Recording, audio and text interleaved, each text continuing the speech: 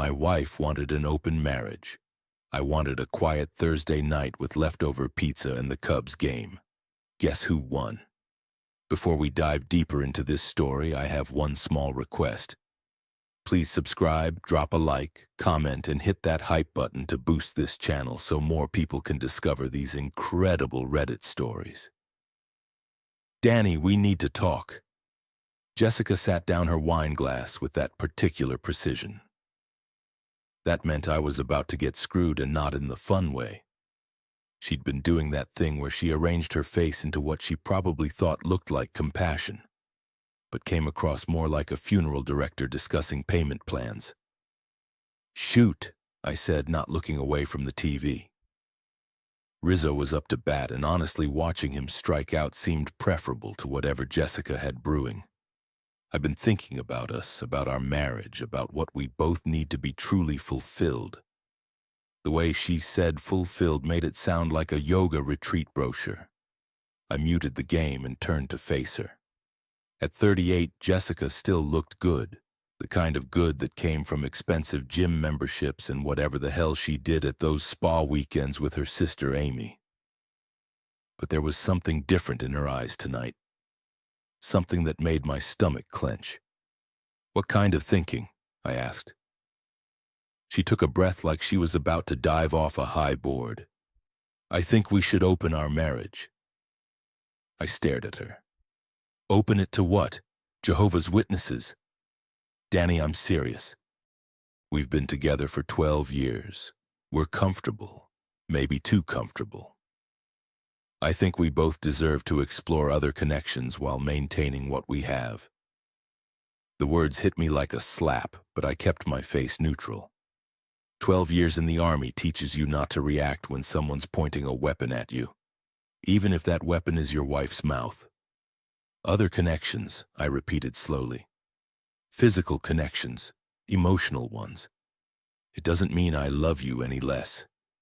It just means we're mature enough to acknowledge that one person can't fulfill every need." I nodded like I was considering this profound wisdom instead of wondering how long she'd been rehearsing this speech.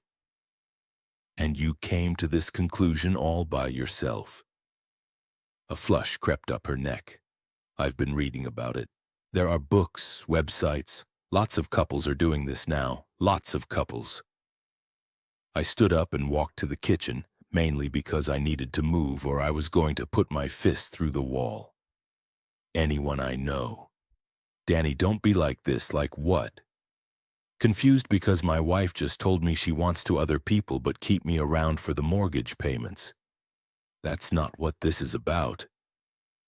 I opened the fridge and grabbed a beer, taking my time with the bottle opener. "Then explain it to me, Jess. Use small words." She followed me into the kitchen, her heels clicking on the tile like a countdown timer. "You're being deliberately obtuse. This is about growth, about not letting fear and jealousy limit our potential for happiness." My potential for happiness. I took a long drink. Right now, my potential for happiness involves you not sleeping with other men. See, this is exactly the kind of possessive thinking that holds relationships back. I almost laughed. Almost possessive. Yeah, that's me. Thinking my wife should only have intimacy with me. I'm practically a caveman. Jessica's phone buzzed on the counter. She glanced at it and that flush deepened. Something cold settled in my chest. "Expecting someone?" I asked. "It's just work." But she didn't check the message and she didn't meet my eyes. In the Army, we called that a tell. Everyone has one. That little thing they do when they're lying. Jessica's was touching her earring, which she was doing right now. "Work at 9:30 on a Thursday night. You know how demanding my job is." I did know. Jessica worked in marketing for a mid-sized firm downtown. Her boss was a guy named Eric Apprentice.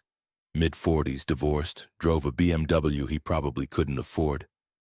I'd met him at a couple of company parties, the kind of guy who wore expensive suits to hide the fact that he had the personality of wet cardboard. "Is Eric working late too?" I asked casually. The earring touching intensified. I don't know. Probably. He's very dedicated. Dedicated? I nodded. That's one word for it. We stared at each other across the kitchen island. The refrigerator hummed. Somewhere in the distance, a dog was barking.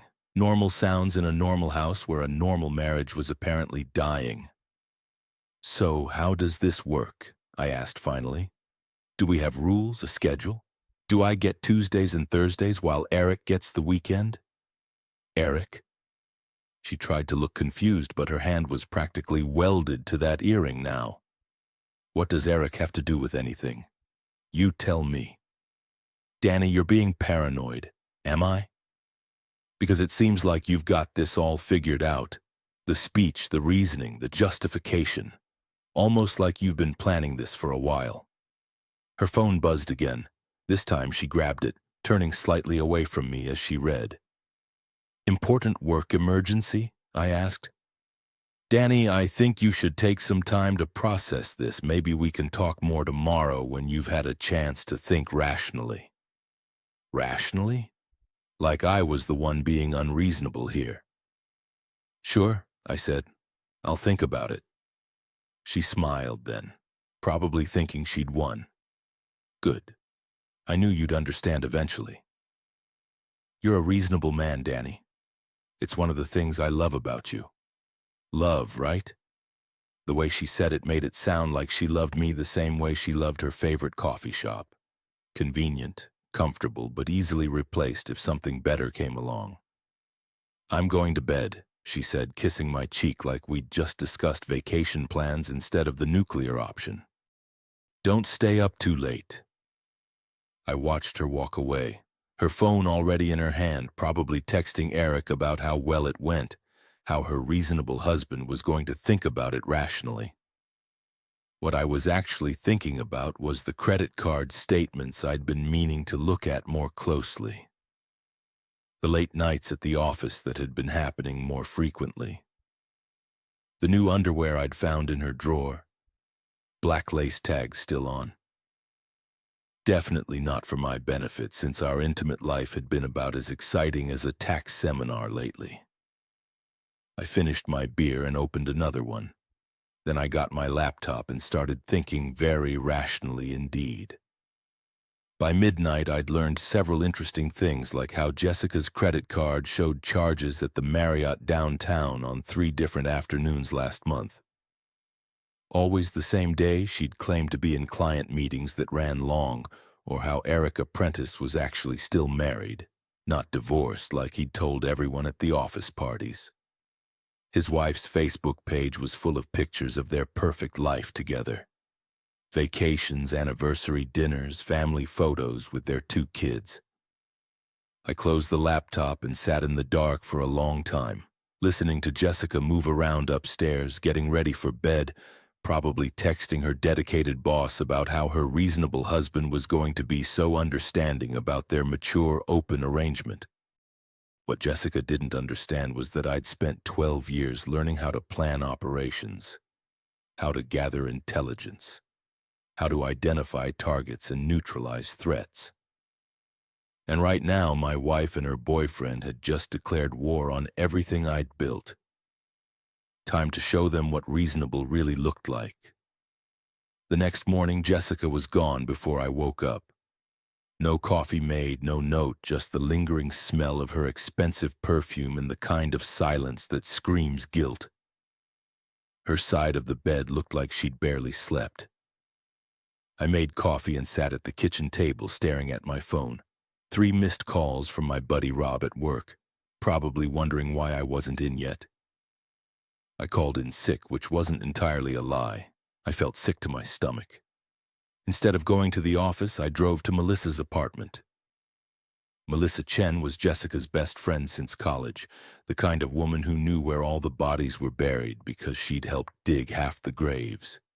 If Jessica was cheating, and my gut said she definitely was, Melissa would know about it. She answered the door in yoga pants and an oversized sweater, her black hair pulled back in a messy bun. Danny, what are you doing here? Hey, Mel. Got a minute? She glanced past me like she was checking for Jessica's car. Is everything okay? That's what I'm trying to figure out. She let me in, which was interesting. If she was completely loyal to Jessica, she would have made an excuse. The fact that she didn't told me something. Coffee? She asked, already moving toward the kitchen. Sure. Melissa's apartment was exactly what you'd expect from a single woman in her late 30s who worked in graphic design.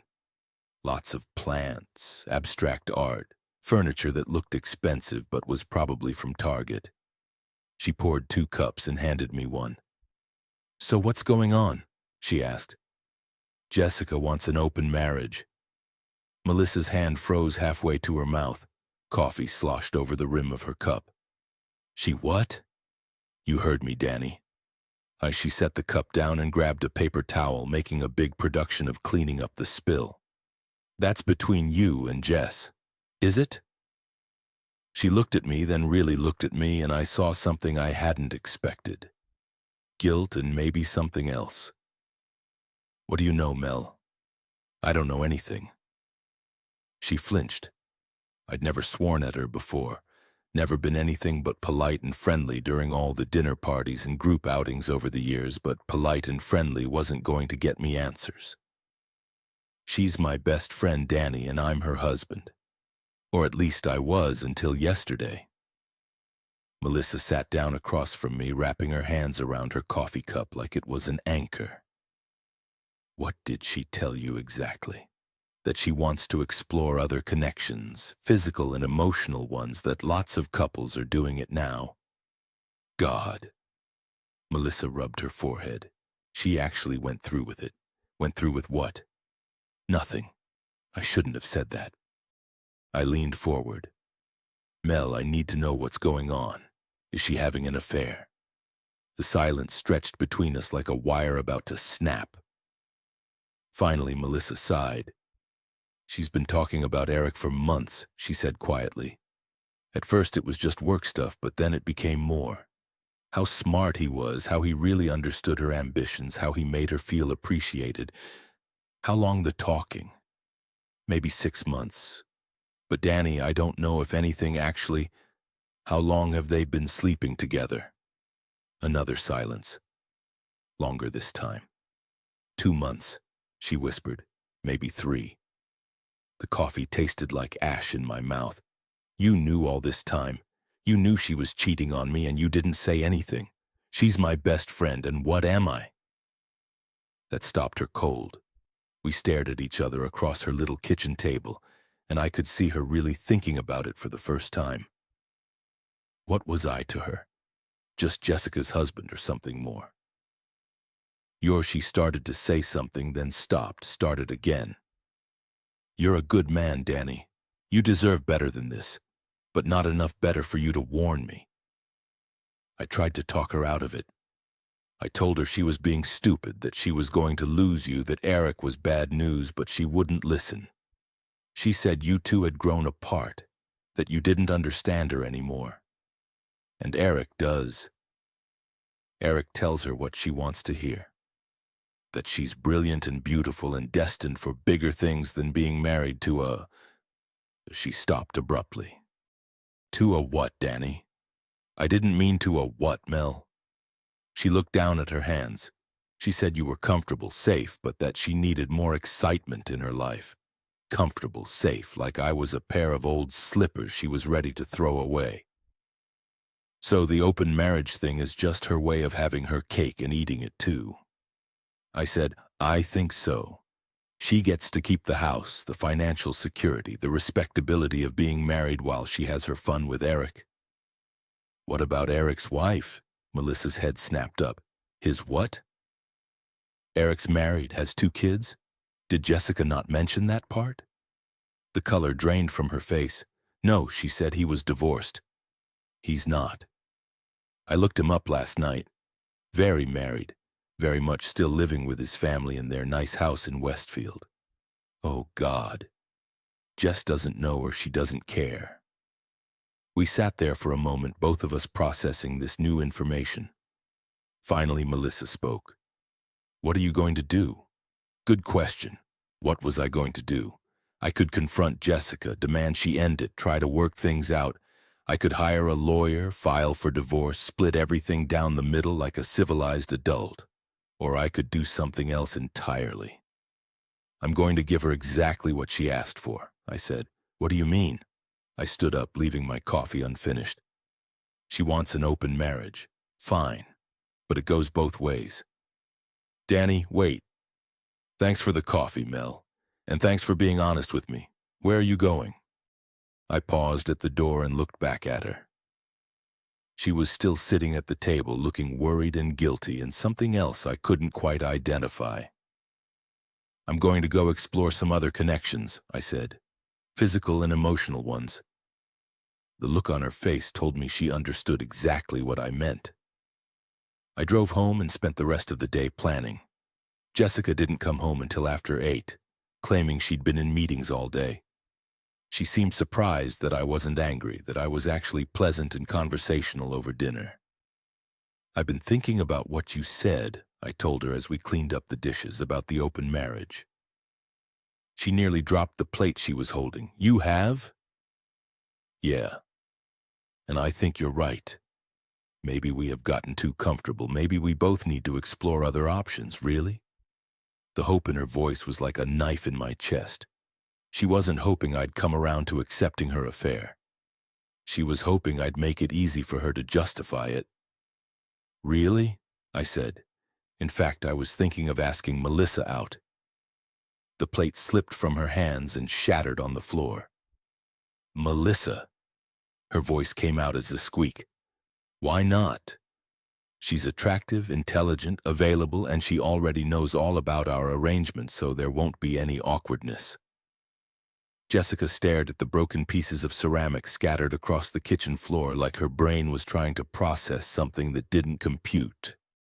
But Melissa is my best friend, and Eric is your boss. Seems like we're both mixing business with pleasure. How did you? She caught herself, but too late. Know about Eric? I smiled. Lucky guess. She knelt down and started picking up the pieces of the plate, her hands shaking slightly. Danny, I don't think Melissa is the right choice. Why not? I thought this was about exploring connections with people who understand us. Melissa understands me. She thinks I'm a good man who deserves better. She said that among other things. Jessica cut her finger on a piece of ceramic.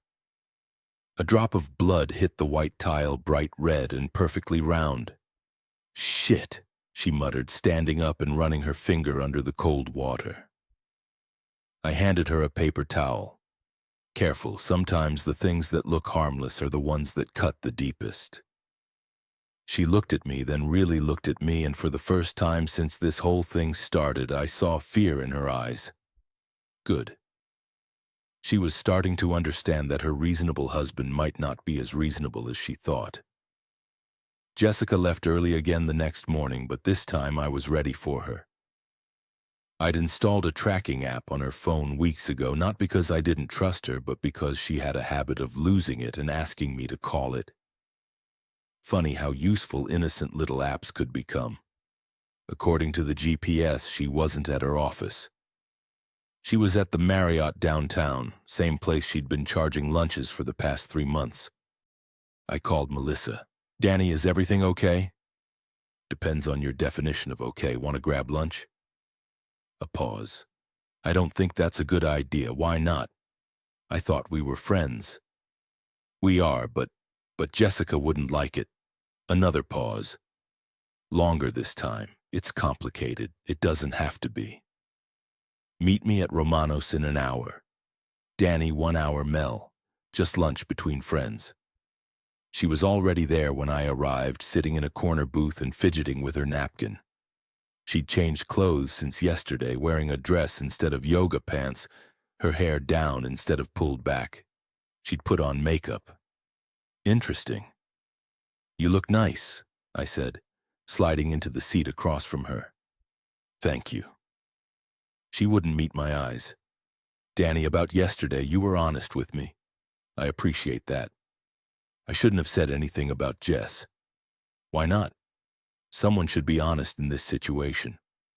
The waitress came over and we ordered Italian food, red wine, the kind of meal you have when you're trying to seduce someone or be seduced. Not that I was planning anything. Not exactly. Where is she today? Melissa asked after the waitress left. Marriott downtown. Room 412, if I had to guess. Melissa's face went pale. How do you know that? I know a lot of things, like how Eric's wife thinks he's in Chicago on business this week, or how Jessica's been using our joint credit card to pay for their little romantic getaways. Danny, you're scaring me. Good, someone should be scared. It sure as hell isn't going to be me anymore. The wine arrived. I poured for both of us, noting how Melissa's hand shook slightly when she picked up her glass. What do you want from me? She asked. I want you to choose a side. It's not that simple, sure it is. You can keep covering for Jessica while she destroys our marriage and lies to everyone around her. Or you can help me show her what it feels like to be betrayed by someone she trusts. Melissa took a large gulp of wine. You want me to spy on her? I want you to be my friend instead of her accomplice. That's not fair. Neither is what she's doing to me. We ate in relative silence, the tension thick enough to cut with a knife.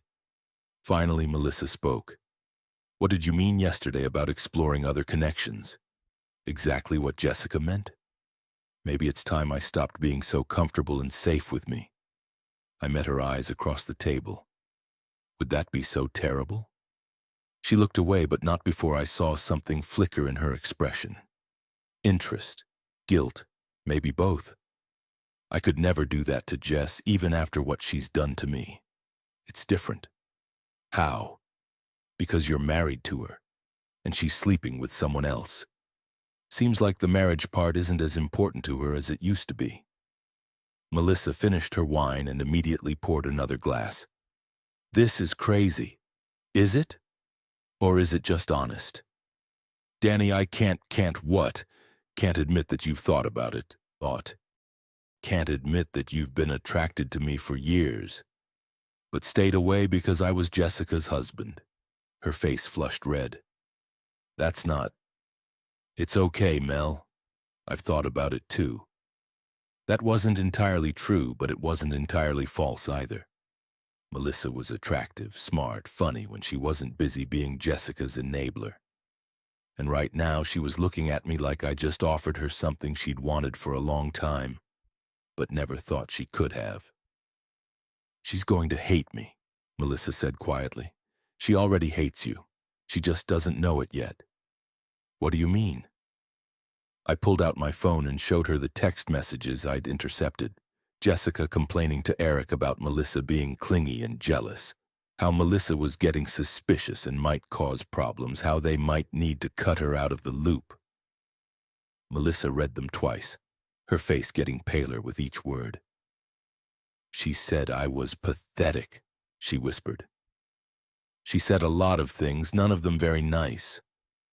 Melissa set the phone down like it was radioactive. When did she send these? Last week, right after you tried to talk her out of the open marriage idea. She told Eric about that. She tells Eric everything, including how boring and predictable her husband is, how she can't wait to be free of me. That last part was a slight exaggeration, but not by much. Jessica had made it clear that I was an obstacle to her happiness, not a partner in it. Melissa was quiet for a long time, staring at her wine glass like it held answers to questions she didn't want to ask. What would you want me to do? She asked finally. Have dinner with me tomorrow night somewhere public. Somewhere Jessica's friends will see us. That's it, that's a start. She looked up at me then, and I saw something I hadn't expected. Not just attraction or guilt or anger at Jessica. I saw a possibility. Okay, she said quietly. Okay, I'll have dinner with you tomorrow night. I reached across the table and took her hand. Her skin was soft, warm, and she didn't pull away. Thank you, I said. Don't thank me yet. I might change my mind. You won't. How do you know? Because you're tired of being Jessica's backup plan. And because you deserve better than watching from the sidelines while she destroys everything good in her life. Melissa squeezed my hand, including you, especially me. We finished lunch and I walked her to her car. Before she got in, she turned and looked at me with an expression I couldn't quite read. Danny, what if this is a mistake? Then we'll make it together. She smiled then. The first real smile I'd seen from her since this whole mess started. Pick me up at 7, she said. I watched her drive away, already planning where to take her. Somewhere nice, somewhere Jessica would hear about it within hours. My phone buzzed. A text from Jessica. Working late again tonight, don't wait up, I texted back. No problem. I have plans anyway. She didn't respond, which was fine. Tomorrow she'd have plenty to say. I drove home and spent the rest of the afternoon making reservations and phone calls. If Jessica wanted an open marriage, she was going to get one. She just wasn't going to like her side of the deal. I picked Melissa up at 7 sharp, wearing my best suit and carrying flowers. Not roses, too obvious, but white lees. Elegant, sophisticated, the kind of gesture that said this was more than just dinner between friends. Melissa answered the door in a black dress that hugged her curves in all the right places. She'd done something different with her hair and her makeup was flawless. She looked beautiful, but more importantly, she looked like a woman on a date. You clean up nice, I said, handing her the flowers. Thank you, so do you. She invited me in while she put the lilies in water and I noticed she'd cleaned her apartment. Candles were lit, soft music was playing and there was a bottle of wine open on the counter. Were you planning on inviting me up after dinner? I asked. She blushed. I thought maybe if things went well, they will. I'd made reservations at Chat Laurent, the most expensive French restaurant in town. The kind of place where you needed to book weeks in advance, where the waiters spoke in hushed tones and the wine list cost more than most people's car payments. The kind of place Jessica had always wanted to go, but I'd said was too expensive. The hostess seated us at a prime table with a view of the entire dining room, perfect for being seen. This is beautiful, Melissa said, looking around at the crystal chandeliers and white tablecloths. I've never been anywhere this fancy. You should have been. A woman like you deserves to be treated well. She smiled, but there was sadness in it. Jessica always said fancy restaurants were wasted on me, that I wouldn't know good food if it bit me. Jessica says a lot of things. Most of them are the smellier appeared with the wine list. I ordered a bottle of Chateau Margaux that cost more than Jessica spent on shoes in a month. When it arrived, I made a show of tasting it, swirling it in the glass, nodding my approval like I knew what I was doing. To new beginnings, I said, raising my glass. To new beginnings, Melissa echoed. We were halfway through the appetizer course when I saw them. Sarah Martinez and her husband Tom sitting 3 tables away. Sarah worked with Jessica and she had a mouth bigger than the Grand Canyon. Perfect. Don't look now, I said quietly.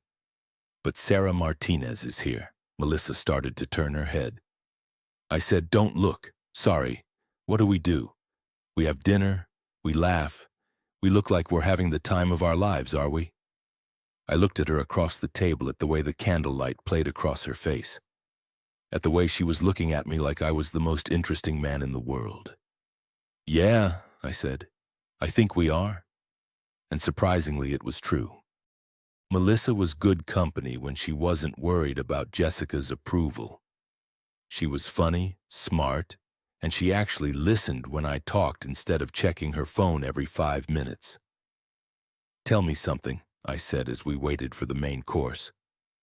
Why did you stay friends with Jessica all these years? Melissa considered the question, twirling the stem of her wine glass between her fingers. Loyalty, I guess, and fear. Fear of what? Of being alone. Jessica was my college roommate. My maid of honor at my first wedding, my shoulder to cry on when that fell apart. She was my constant.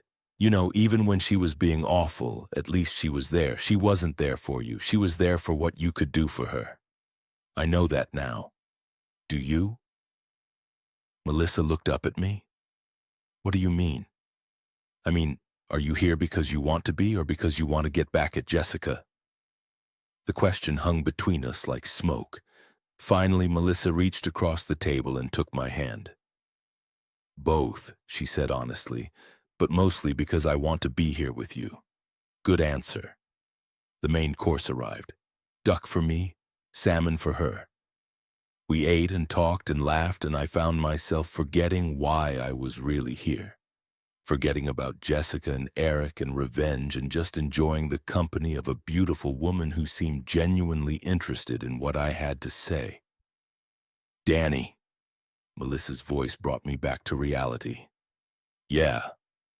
Sarah Martinez is taking pictures with her phone. I glanced over. Sure enough, Sarah was pretending to take selfies with her husband while actually photographing our table. Perfect, I said. Should I be worried about Sarah? No. About Jessica's reaction when she sees those pictures? Maybe. Melissa's grip on my hand tightened. What if she gets violent? Jessica, she's never hit anything harder than a tennis ball in her life. She might start. Let her. I'm not afraid of my wife, Mel. Maybe you should be. I looked at her curiously. What do you mean? She's been different lately. Angrier, more intense. Like she's capable of things I never thought she'd do. Such as having an affair with a married man, lying to everyone she cares about, destroying her marriage for a fantasy. Those aren't violent crimes. No, but they show she's not the person I thought she was. And if I was wrong about that, what else might I be wrong about? It was a good point. I'd been thinking of Jessica as the woman I'd married 12 years ago. Ambitious but fundamentally decent, selfish but not cruel. But people change. And maybe the woman who could lie to my face about wanting an open marriage while she was already cheating was capable of more than I'd given her credit for. We'll deal with whatever comes, I said. Together. Together. We finished dinner and I paid the check, making sure Sarah could see the total on the receipt. Then I helped Melissa with her coat, my hand lingering on her shoulder longer than necessary. Your place or mine? I asked as we walked to the car. Mine, she said without hesitation. If we're doing this, I want to do it right.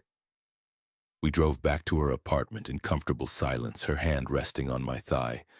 When we got there, she poured more wine and put on soft music, then came and sat beside me on the couch. I haven't done this in a while, she said quietly. Neither have I. I mean, I haven't been with a married man. I'm not really married anymore. Not in any way that matters. She looked at me for a long moment, then leaned in and kissed me. It was soft at first, tentative, then deeper as I pulled her closer. She tasted like wine and possibility. Are you sure about this? I asked against her lips. Are you? Yes. Then stop talking. We made love on her couch, then in her bedroom, then again in the shower. It was desperate and passionate and nothing like the mechanical routine Jessica and I had fallen into over the past year. Melissa was responsive, enthusiastic, present in a way Jessica hadn't been in months. Afterward, we lay tangled in her sheets, her head on my chest, my fingers running through her hair. What happens now? She asked. Now Jessica finds out what betrayal feels like. I meant with us. I tilted her chin up so I could see her face. What do you want to happen with us? I want to see where this goes without Jessica's permission or approval. Good, because I don't think we're going to get either. My phone buzzed on the nightstand, a text from Jessica. Where are you? I showed it to Melissa. Should I answer? What would you normally do? Tell her I'm at Rob's watching the game. Then do that. I texted back at Rob's. Be home late. Another buzz. How late? Very late. Don't wait up. No response. I set the phone aside and pulled Melissa closer. She's going to find out, she said. I'm counting on it. And then the real fun begins.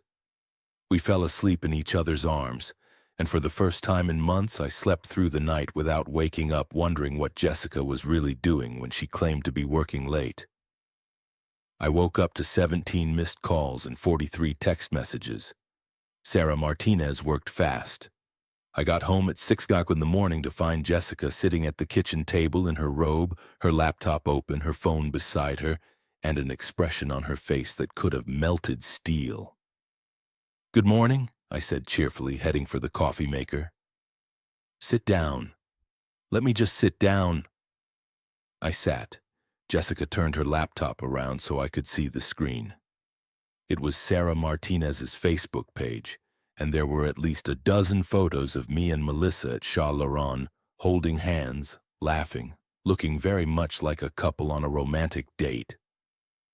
Explain this, Jessica said in a voice that could have cut glass. Dinner. That's right. You said you wanted an open marriage. I'm opening it with my best friend, ex-best friend from what I hear. Didn't you tell Eric she was getting pathetic and clingy? Jessica's face went white. How did you know about that? I know a lot of things, Jess, like how you've been your married boss for 3 months while lying to my face about wanting to work on our marriage. It's not what true. I have credit card statements, hotel receipts, and about 50 text messages that say otherwise. Jessica stared at me like I'd grown a second head. You've been spying on me? I've been paying attention. There's a difference. You had no right. I had no right. I laughed, and it wasn't a pleasant sound. I had no right to notice that my wife was cheating on me, that she was using our money to pay for hotel rooms where she could another woman's husband. Danny, please. Please, what? Please pretend this isn't happening. Please be understanding about your need to explore other connections. Please keep being your safe, comfortable backup plan while you have your midlife crisis. Jessica's hands were shaking. It's not like that, then. What is it like? It's complicated. No, it's not. It's simple. You wanted to have your cake and eat it too. You wanted to keep me around for financial security and respectability while you played house with Eric. The only thing you didn't count on was me doing the same thing, but not with Melissa. Why not? She's beautiful, intelligent, available, and unlike some people, she doesn't lie about her intentions. She's my best friend. Was past tense. And whose fault is that? Jessica stood up abruptly, knocking over her coffee cup. The hot liquid spread across the table and dripped onto the floor. This is different, she said. How? Because I love Eric. The words hung in the air like a bomb that hadn't quite exploded yet. Jessica's hand flew to her mouth like she could take them back, but it was too late. You love him, I repeated slowly. Danny, I didn't mean you love him. Your married boss with 2 kids and a wife who thinks he's in Chicago on business. His marriage is complicated. His marriage is fine. I checked. His wife's Facebook page is full of happy family photos from last weekend, but I'm sure he told you they were separated, right? Just waiting for the right time to file papers. Jessica's face crumpled. You don't understand. I understand perfectly. You fell for the oldest line in the cheater's handbook. Let me guess. They don't understand each other anymore. They're staying together for the kids. He's never felt this way about anyone before. Stop it. Which one was it, Jess? All of them. Stop it. And you believed him. You actually believed that a man who would cheat on his wife wouldn't lie to his mistress. Jessica was crying now, mascara running down her cheeks in black streams. You're being cruel. I'm being honest. For the first time in months, someone in this house is being honest. I never meant for this to happen, but it did happen. And now you get to live with the consequences. What consequences? I stood up and walked to the sink, stepping over the spilled coffee. Well, for starters, Melissa and I are going to keep seeing each other publicly, regularly, with great enthusiasm. You can't do that. Watch me. Danny, please. We can work this out. We can go to counseling. We can what? Pretend this never happened. Pretend you didn't spend 3 months lying to my face. Pretend you didn't just tell me you love another man. I was angry. I didn't mean it. Yes, you did. And you know what? It's fine because I don't love you anymore either. That stopped her cold. She stared at me with her mouth open, coffee stains on her white robe, her perfect hair a mess from running her hands through it. You don't mean that, she whispered. I do. I love the woman I married 12 years ago, but that woman wouldn't have done this. That woman had integrity, honor, basic human decency. I'm still that woman. No, you're not. You're someone who lies and cheats and manipulates people to get what she wants. You're someone who would destroy a marriage and break up a family for a fantasy.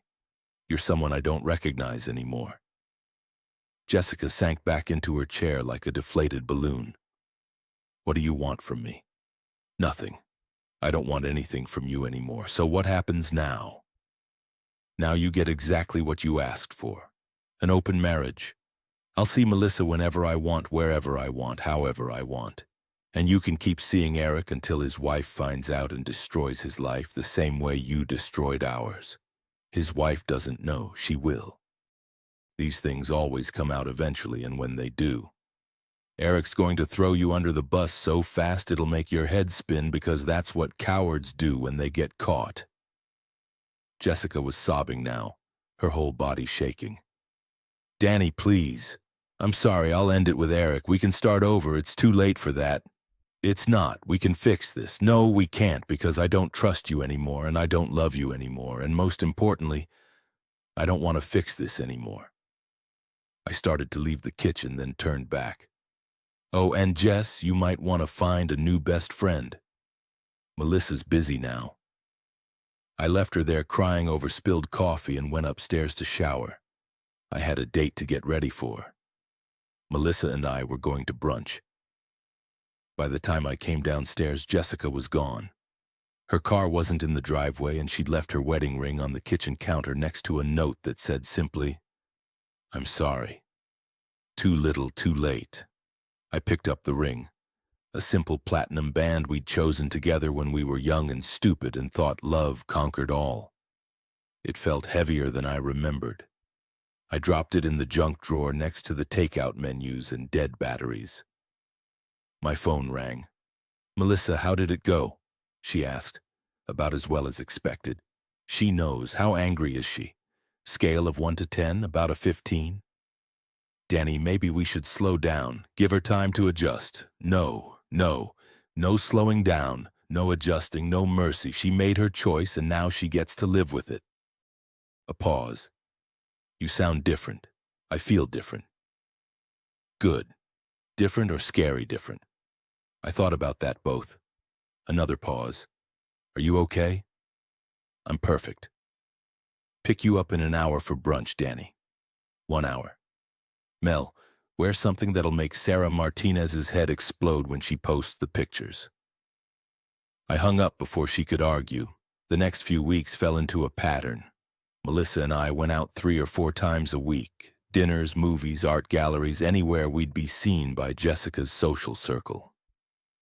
I sent flowers to her office with cards that said things like, thinking of you and can't wait to see you tonight.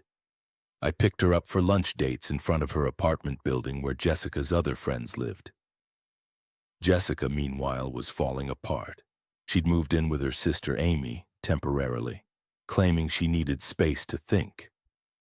But the truth was, Eric had dumped her the day after our kitchen confrontation. Apparently, when faced with the possibility of his wife finding out, he'd chosen his comfortable suburban life over his exciting affair. What a shock.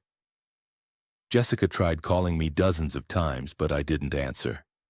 She sent long, rambling emails about how sorry she was, how she'd made a mistake, how she wanted to come home and work things out. I deleted them without reading past the first paragraph. She showed up at my office one afternoon crying and begging me to talk to her.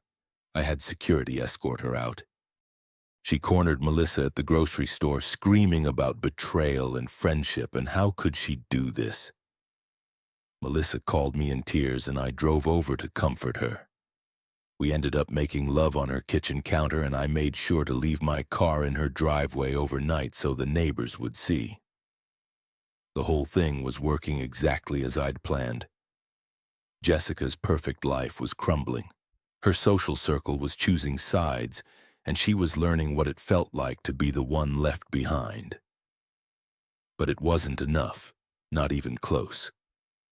3 weeks after our kitchen confrontation, I was having dinner with Rob when he brought up something interesting. "You know your wife's been calling my Sharon, right?" he said, cutting into his steak. "Has she crying about how you've changed, how you're being vindictive, how she just wants to work things out? And what did Sharon tell her? That she should have thought about that before she started screwing her boss." I smiled. "I like your wife. She likes you too. Always said Jessica didn't deserve you. Smart woman." Rob took a drink of his beer and looked at me seriously. "Danny," I got to ask, "what's your end game here?" "What do you mean?" "I mean, you're destroying your wife's life piece by piece, and everyone can see it. At some point, people are going to start thinking you're the bad guy. Let them think whatever they want. Come on, man, this isn't like you. Maybe the old me, but the old me was a sucker who trusted his wife and got screwed for it. So what's the new you planning to do?" I leaned back in my chair and smiled. The new me is just getting started. That's what I was afraid of. Rob was right to be afraid, because what I hadn't told him, what I hadn't told anyone, was that I'd been busy during those 3 weeks. Very busy. I'd hired a private investigator to dig into Eric's life.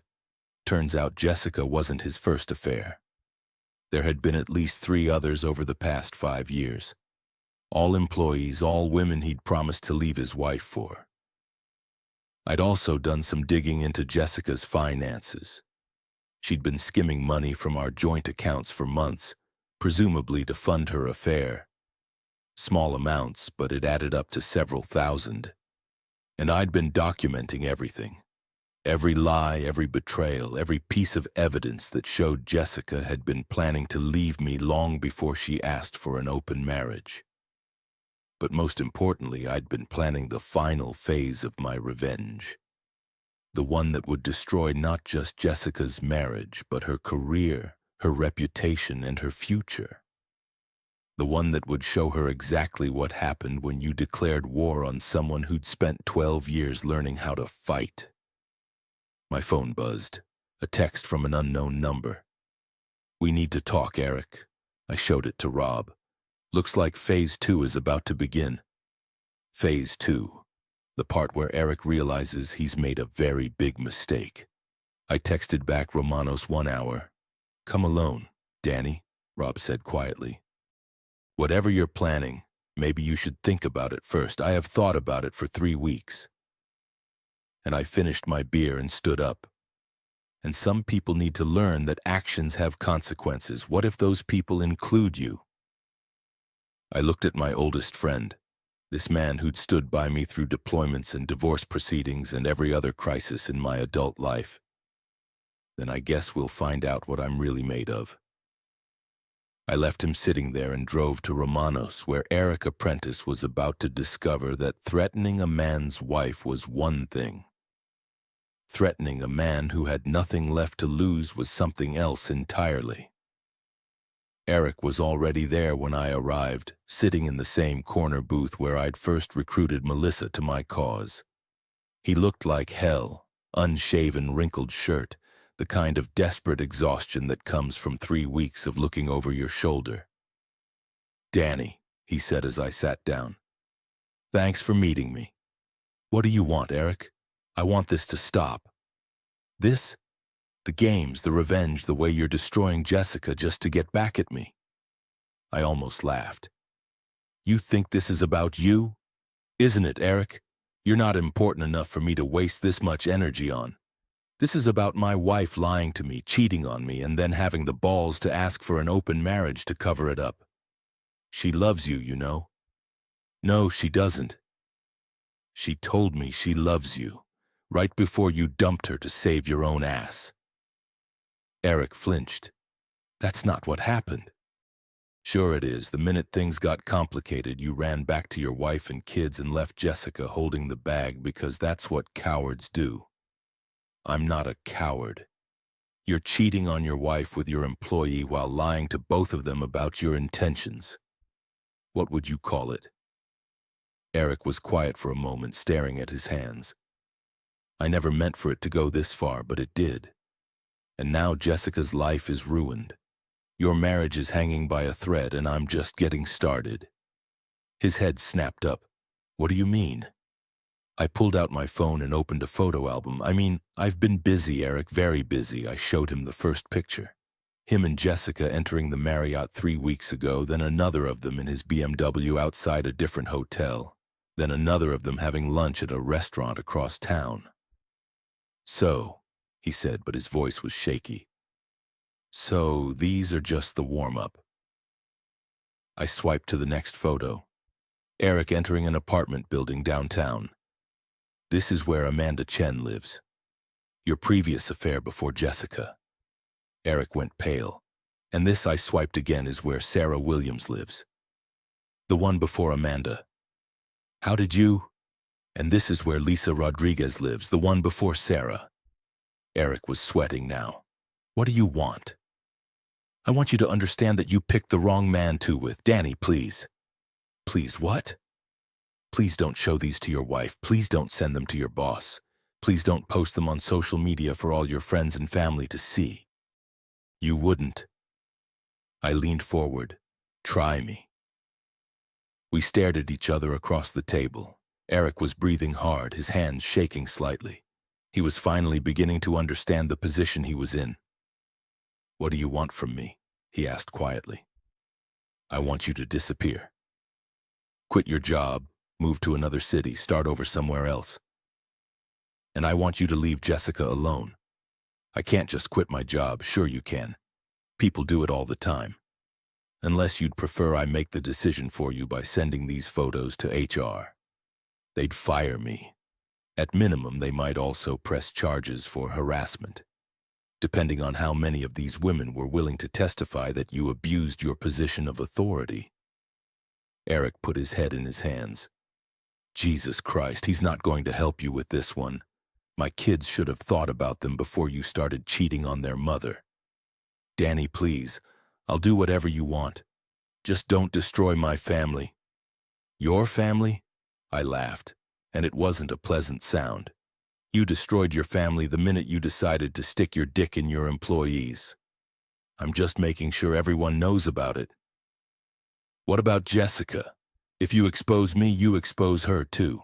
Jessica's already exposed. Her life is already ruined. The question is whether yours joins it. Eric was crying now, actual tears running down his cheeks. This is insane. This is justice. No, this is revenge. Sometimes they're the same thing. I stood up to leave, then turned back. You have 48 hours to decide, Eric. Disappear voluntarily or I'll make you disappear. Your choice. And if I choose to fight, then you'll lose because I have nothing left to lose, and you have everything that makes me dangerous and you vulnerable. I left him there crying into his beer and drove home to my empty house. Jessica's things were still there. Her clothes in the closet, her books on the shelves, her pictures on the walls, like a museum exhibit of a life that used to exist. I poured myself a scotch and sat in my living room thinking about what came next. Eric would probably take the deal. He was too much of a coward to fight. He'd quit his job, maybe move back to wherever he came from. Start over with a new identity and a new set of lies. Jessica would be left with nothing. No husband, no lover, no job prospects, no friends. She'd have to move back in with her mother or find some other family member willing to take in a disgraced adulteress. It should have felt satisfying. It should have felt like victory. Instead, it just felt empty. My phone rang. Melissa. Hey, I said, hey, yourself. How did it go with Eric? He's going to disappear. Good. What about Jessica? What about her? Danny, she's been calling me. She sounds broken. She should be. She's talking about suicide. That got my attention. What? She called me crying, saying her life was over, that she had nothing left to live for. She sounded serious. Danny, I was quiet for a moment, processing this. She's being dramatic. What if she's not? Then that's her choice. Danny, what do you want me to say, Mel? That I'm sorry? That I'll take her back? That I'll pretend none of this happened? I want you to be the man I fell in love with. This is the man you fell in love with. No, it's not. The man I fell in love with was kind and decent and wouldn't drive someone to suicide for revenge. The man you fell in love with was a sucker who let his wife walk all over him. Maybe. But he was also a good man. I finished my scotch and poured another one. Good men finish last. Mel, do they? Because from where I'm sitting, it looks like you've already finished last. You've got your revenge, but you've lost your soul in the process. My soul was the first casualty in this war. It doesn't have to be. Yes, it does. Because if I stop now, if I show mercy, then Jessica wins. She gets to play the victim. The poor wronged wife whose husband went crazy and destroyed her life. She gets sympathy and support and a fresh start. And what do you get? I get justice. No, Danny. You get to be alone with your anger for the rest of your life. She hung up. I sat there in the dark drinking scotch and thinking about what she'd said, about justice and revenge and the difference between them. About the man I used to be and the man I'd become. About Jessica alone somewhere thinking about ending her life. My phone buzzed, a text from an unknown number. It's over. I'm sorry for everything. Tell Melissa I'm sorry too. Jay. I stared at the message for a long time. Then I called 911. 911, what's your emergency? I need a welfare check on my wife. I think she might be planning to hurt herself. Because whatever else Jessica had done, whatever lies she'd told or hearts she'd broken, she didn't deserve to die for it. And maybe, just maybe, there was still a piece of the good man left inside me after all. The police found Jessica at the Marriott downtown, the same hotel where she'd been meeting Eric. She was sitting on the bed in room 412 with an empty bottle of sleeping pills and a half-finished bottle of wine. But she was alive, groggy, incoherent, but alive. They pumped her stomach at the hospital and kept her for 72 hours on psychiatric hold. I didn't visit. Melissa did. She wants to see you, she told me over coffee 3 days later. I'm sure she does. Danny, she almost died. But she didn't because you called 911, because I'm not a monster, aren't you? I looked at her across the table. Melissa looked tired, older somehow. The past month had aged both of us.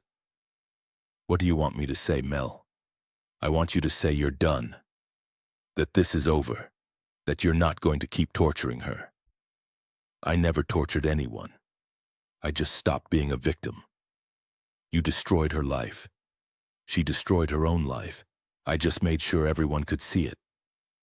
Melissa was quiet for a long time, staring into her coffee cup like it held answers to questions she didn't want to ask. What happens to us? She said finally. What do you mean? I mean, where do we go from here? Do we keep dating? Do we move in together? Do we pretend this all started organically instead of as part of your revenge plan? It was a fair question, and I didn't have a good answer.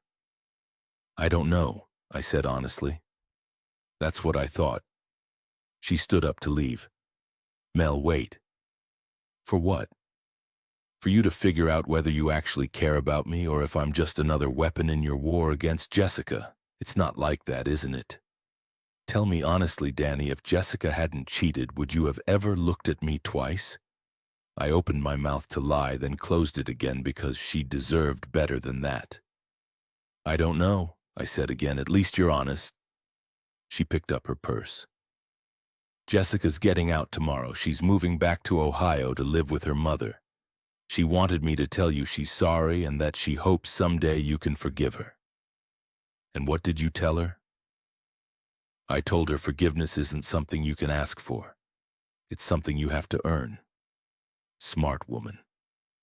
Smart enough to know when I'm being used. She walked away, leaving me alone with my coffee and my thoughts and the hollow feeling that maybe I'd won the battle, but lost something more important in the process. I drove home to my empty house and found Eric's resignation letter in my email.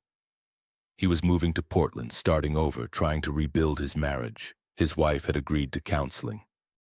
Apparently, some people get second chances. I deleted the email and poured myself a drink. The house was quiet, too quiet.